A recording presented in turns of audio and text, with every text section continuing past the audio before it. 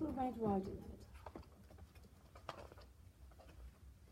Once upon a time, on the edge of the big wood, there lived a little girl called Little Red Riding Hood. Her real name was Brenda, but she was always known as Little Red Riding Hood because this was what her mother called her when she was a baby. Brenda used to wear a red bonnet, and when she went out for a ride in her pram, and she still wears it now. One day, Little Red Riding Hood was playing out in the sunshine when her mother called her. "I want you to go over to Grandma's house with some groceries. Grandma's not very well and she hasn't been able to get out to the shops." "Oh, do I have to?" said Little Red Riding Hood with a glum face. "Yes, you do," said Mum. "Now go and wash your face." Mum packed the groceries into a basket while Little Red Riding Hood did as she was told. When the basket was ready, Mum looked at Little Red Riding Hood very seriously. "Now, I want you to be very sensible," she said. "Go straight through the wood to Grandma's house. Don't mess about. Stay on the path and don't talk to any strangers." She kissed Little Red Riding Hood on the top of her head, handed her the basket of groceries and pushed her out of the door. Little Red Riding Hood scowled and stomped off down the path into the woods.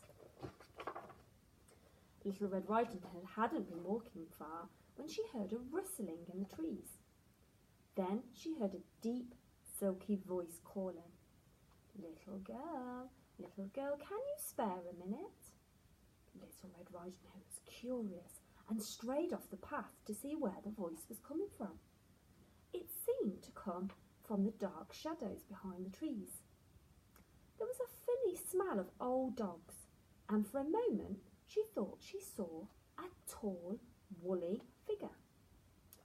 She remembered what Mum had said, but the voice seemed quite friendly. "What do you want?" said Little Red Riding Hood. "Where are you going, little girl?" said the voice. "I'm going to my grandma's house. She's not well, and I'm taking her some groceries," said Little Red Riding Hood. "How kind," said the voice. "What a good girl you must be. And where does your poor grandma live?" Little Red Riding Hood smiled and replied in her sweetest voice, "She lives the other side of the wood, next to the pond." "Ah, what a pleasant place to live," said the soft voice. "But you mustn't keep the old lady waiting. Off you go, dear, Little Red Riding Hood." And she waved and continued on to Grandma's house. Now, when Little Red Riding Hood was out of sight, the tall, woolly figure stepped out of the shadows and smiled, a big, sharp-toothed smile. The silky voice belonged to a wolf. He was hungry and wanted to eat Little Red Riding Hood, but he was also very clever. He was too near the little girl's house and her mother might hear her scream. If he took the shortcut through the trees, he thought, he could arrive at Grandma's house before Little Red Riding Hood, and then he could eat the tasty little girl and her fat old grandmother. Licking his lips, he raced off into the dark woods. When the wolf reached Grandma's house, he sneaked around the back and peeked in through the kitchen. Grandma was making a pot of tea.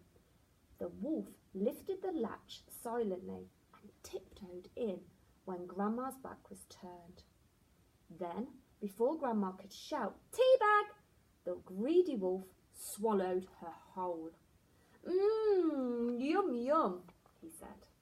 Then he hurried to Grandma's bedroom and searched her drawers and found a big pink nightgown and a frilly nightcap. Quickly, the wolf dressed himself in Grandma's clothes and leapt into bed, just as he heard Little Red Riding Hood approaching the house. "Grandma, where are you?" shouted Little Red Riding Hood. "I'm in bed, child." called the wolf in his best old lady voice. Come right in. The door's not locked. Little Red Riding Hood opened the door and stepped into the kitchen. There was a funny smell which was different from Grandma's smell, and a teapot lay broken on the floor. Grandma, are you all right? Called Little Red Riding Hood. Yes, dear, I'm not feeling myself today, so I decided to go back to bed. Do come in and see me. It was dark in Grandma's room because the curtains were drawn. Little Red Riding Hood, still holding the basket of groceries, stood beside the bed. How strange, she thought. There was that funny smell of old dogs again. She looked at the figure under the great heap of bedclothes and frowned. Grandma, are you sure you're all right? Said Little Red Riding Hood. Of course, my dear. It's just I'm a bit under the weather, said the wolf. Little Red Riding Hood thought Grandma's voice sounded strange, but she did have a bad cold. But then she noticed Grandma's ears. Grandma, what big ears you have! All the better to hear you with, my dear, said the wolf. Then Little Red Riding Hood noticed Grandma's gleaming eyes. Grandma, what big eyes you have! All the better to see you with, my dear, said the wolf. Then, as Little Red Riding Hood's eyes became accustomed to the dim light, she noticed that Grandma's pointed nose and shiny teeth. Grandma, what big teeth you have! At this time the wolf leapt up and growled, "All the better to eat you with, my dear."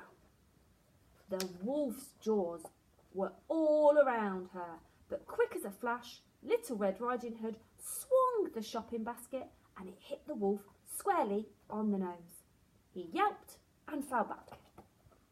At that moment the door burst open and there stood Mum with Grandma's frying pan in her hand. She lifted it high above her head and then brought it down with a clang on the wicked wolf's head. He did not move. Little Red Riding Hood ran to her mother, who hugged her tight. Mum, why are you here? She said.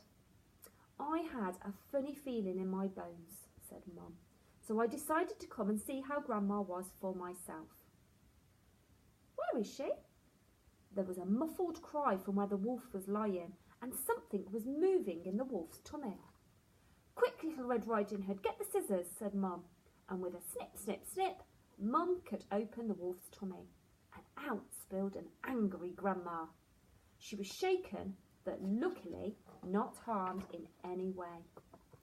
I'm going to teach that wolf a lesson, said Grandma. Fetch me my sewing basket, Little Red Riding Hood. And Grandma worked quickly. From under the kitchen sink she pulled a sack of onions. She stuffed them all into the wolf's tummy and then with her best embroidery stitches sewed up the woolly beast's belly. Then Grandma, Mum and Little Red Riding Hood together rolled the sleeping wolf across the floor and out of the door. Grandma slammed the door shut. Put the kettle on, Little Red Riding Hood. What we need now is a cup of tea, said Grandma, who was feeling much better. When the wolf woke up, he felt terrible. He'd hurt his head and his tummy felt as though it was on fire. Ouch, he said to himself. I'll never eat another Grandma again. He never did, and he never talked to strange girls again either. The end.